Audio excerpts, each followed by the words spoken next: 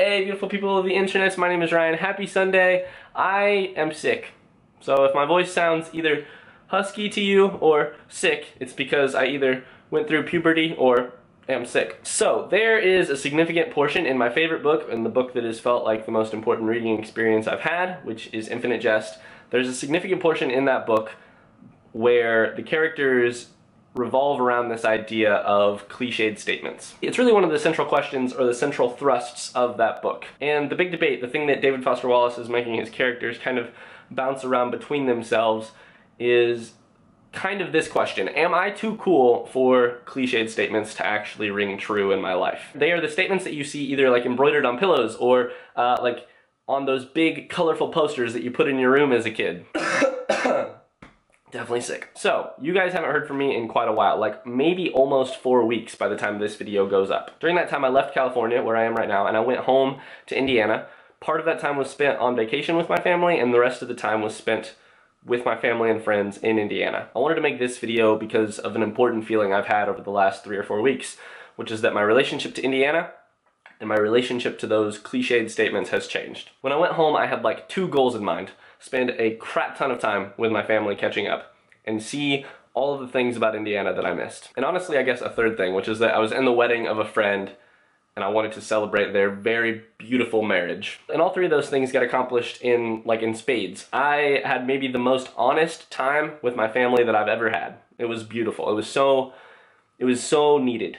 And then I got to see and taste and experience all of the things about Indiana that I missed, or as many as I could squeeze into this little 2-week period. And then of course I wrapped all of that up by seeing a college friend and teammate cry as his wife-to-be walked down the aisle towards him, and that is a special experience, let me tell you. Okay, but what about Infinite Jest and cliches, and what were you talking about earlier, Ryan? I left Indiana like 10 months ago, and I went home over winter break, and I had a really good time, but mostly I was just missing home. I wasn't really very conscious of what I was missing. This time when I went home, knowing that I only had 1 year left in California before I had a big question mark on my life again and I didn't know where I was gonna go, I got to see Indiana from the perspective of someone who is considering moving back there. And that, along with my time with my family, is where all of the cliches come in. So in Infinite Jest, there is this character who, at a very, very low part of his life, is faced with this choice. He can either scoff at cliches and remain above the fray, remain too cool for school,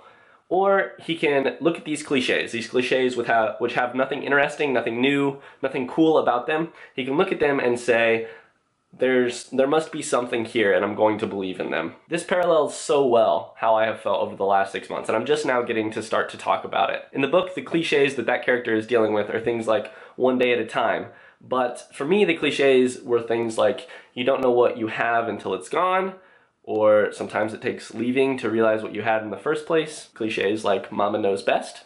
Shout out to you, Mom, for actually knowing best. I guess what I really want to say today is that I'm finally getting words for talking about the kind of split in me that is defined by my move from Indiana to California, from my family to this hip, cultured place, which is still a lovely place, but is not my family. From Hoosier hospitality, which is another cliche that I'm starting to believe in now, to California, which is something about being gilded or glamorous. Yeah, that is what I've been feeling. I just wanted to let you guys know. I explained this a little bit on my Twitter as well, but I figured I needed to put out a video and kind of have it on record about why these last 3 weeks had to be the way that they were. I definitely tweeted this out, but I felt like I needed to go home and just live and exist in that place and see what it would do for me. I mean, it did so much more than I was counting on, so. Okay, moving on beyond all of your personal crap, Ryan, that's not why any of us are here. Let's talk about books. I will have a book review for you tomorrow. It will be The Broom of the System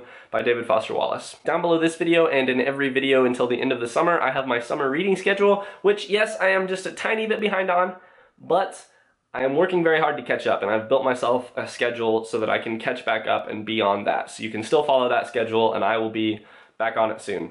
Breaking news, I am still sick. Alrighty, I think that's all that I've got. I'm gonna go work on another video so that I can get it to you tomorrow. Until then, best wishes!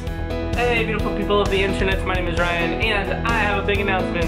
The results of the vote are in. I now know what I'm going to be reading this summer. But disclaimer really quickly before I get to the part of the video where I talk about how my life has been affected by the little internet glitch that you made over the past week. I just wanted to say thank you.